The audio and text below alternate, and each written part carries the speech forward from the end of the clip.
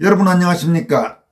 앞으로 3주밖에 남지 않은 4.10 총선과 관련해 황승현 경희대 사회학과 명예교수가 최근 지지율이 급락하고 있는 국민의힘에 전쟁에서 중도는 없다, 중도 타령 그만하고 프레임 전환을 해야 한다고 촉구하고 나섰습니다.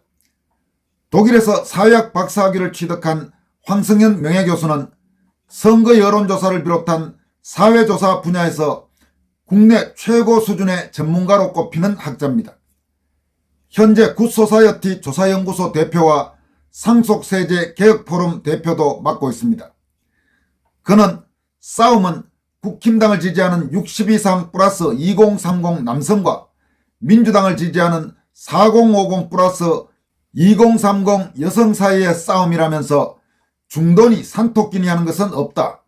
집토끼들 간의 싸움이고 집토끼들이 실망해 투표장에 안 나오면 진다고 단언했습니다. 황 교수는 지금의 전쟁은 6.25 전쟁이다.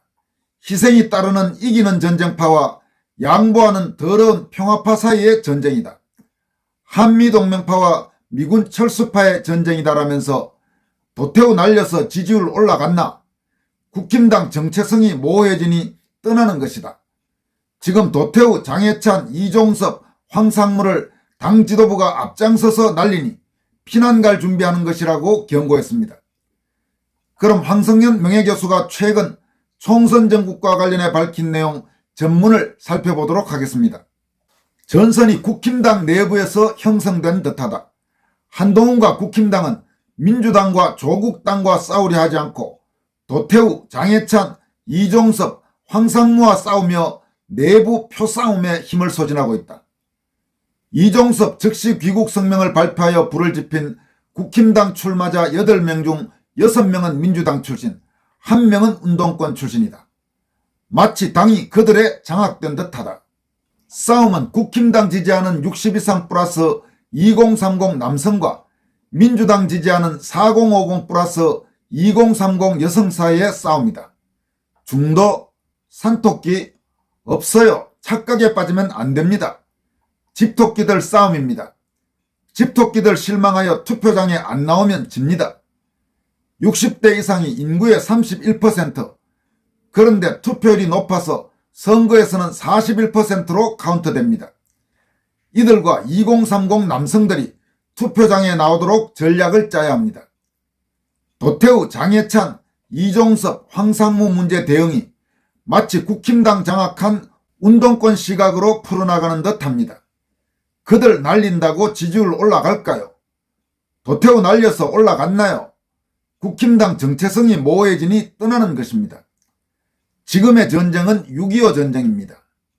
희생이 따르는 이기는 전쟁파와 양보하는 더러운 평화파 사이의 전쟁입니다. 한미동맹파와 미군 철수파의 전쟁입니다. 지금 도태우, 장해찬, 이종섭, 황상무를 당 지도부가 앞장서서 날리니 피난 갈 준비하는 것입니다. 지금부터라도 프레임 전환을 해야 합니다. 중도 타령 그만하고 전쟁에서 중도란 없습니다. 착각하지 맙시다. 황승현 명예교수의 이번 분석은 한동훈을 비롯한 국힘당 지도부가 반드시 명심해야 될 사안입니다.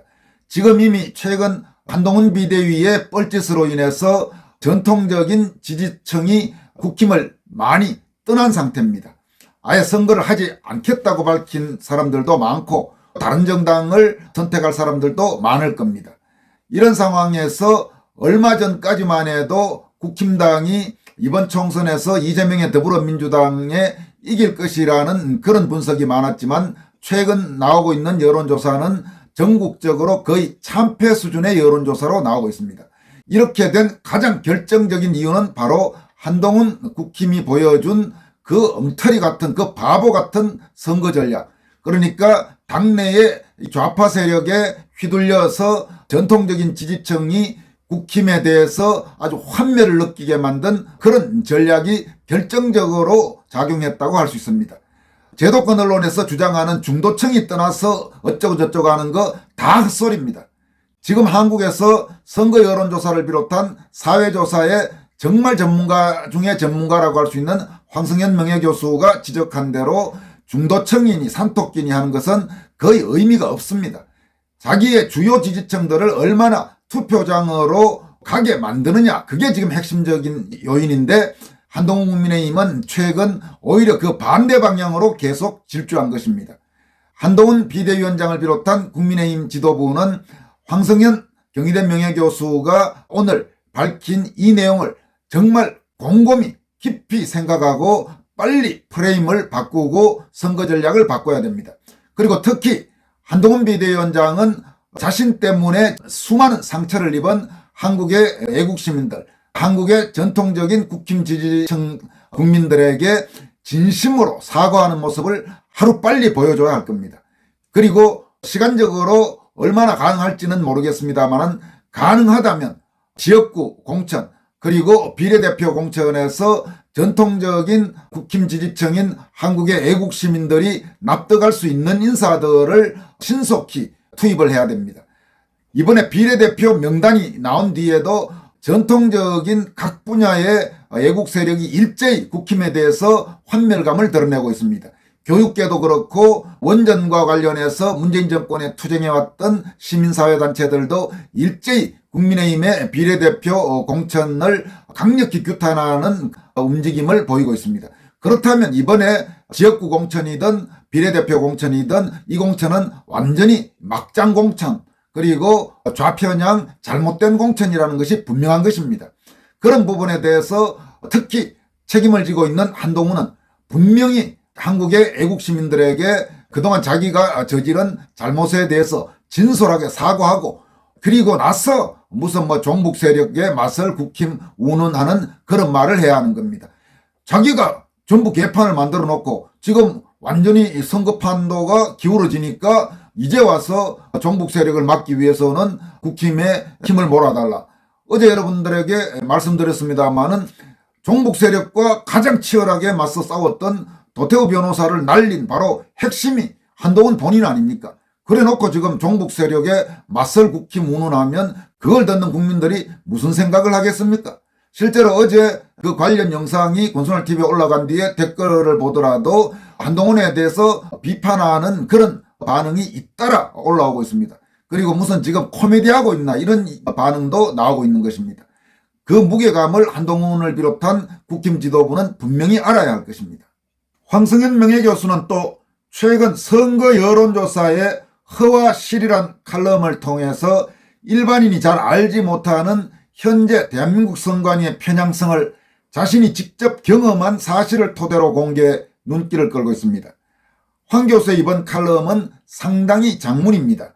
그래서 전반부 부분은 생략하고 선관위와 직접 관련 있는 부분과 연결되는 칼럼 후반부 부분을 여러분에게 소개해 드리도록 하겠습니다. 필자는 사회조사에 관한 국가자격시험을 기획하고 만들었고 지난 30년간 수많은 조사를 수행해왔다. 교수직에 있으면서 또 교수직에서 물러난 후에도 꾸준히 조사를 해왔다. 이 얘기를 하는 이유가 있다. 조사를 수행하면서 느끼는 국가기관의 검열은 조사 전문가로서의 상상력을 옥죄고 있고 이에 대해 수모를 느끼기 때문이다. 지금은 선거 관련 조사를 하고 결과를 공표하려면 중앙선거관리위원회의 중앙선거여론조사심의위원회 승인을 받은 후 조사를 실시해야 하는 규정이 만들어졌다. 필자가 만든 선거 관련 조사의 설문도 당연히 심사 대상이 되었다. 그런데 최근에 황당한 일을 겪었다. 필자가 만든 설문이 심사 과정에서 부당하다고 수정 요구를 받았었다. 한심한 생각이 들었다. 중앙선관위가 당연히 해야 할 일들은 하지 않고 하지 말아야 할 일에는 저렇게 횡포를 부리나 하는 생각을 떨칠 수 없었다. 게다가 선관위가 승인 거부한 문항은 직접적으로 선거와 관련이 있는 것도 아니었다. 여러 차례 설문지의 승인이 거부되었다. 필자의 설문을 심사했던 선관위 직원은 과연 조사 설계를 해본 경험이 있을까? 사회조사 방법론 책은 읽어봤을까? 사회조사 분석사 자격증은 있을까? 선관위 직원이 설문지를 검열하고 문항 수정을 요구할 자격을 누가 부여했나? 이런 의문들이 들었다.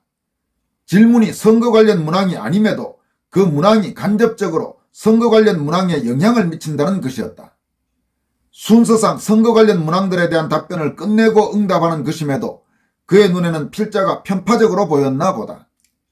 아니라고 하겠지만 특정 정당을 도우려는 의도로 보였다. 결국 조사를 진행하기 위해 선관위의 요구를 받아들일 수밖에 없었다. 승인 거부된 설문의 예를 들면 이런 것이었다. 야당 대표가 정전 70주년을 맞아 아무리 더러운 평화라도 이기는 전쟁보다는 낫다고 했다. 그래서 더러운 평화와 이기는 전쟁에 대해 국민에게 묻고 싶었다. 선관위는 이에 민감하게 반응했다.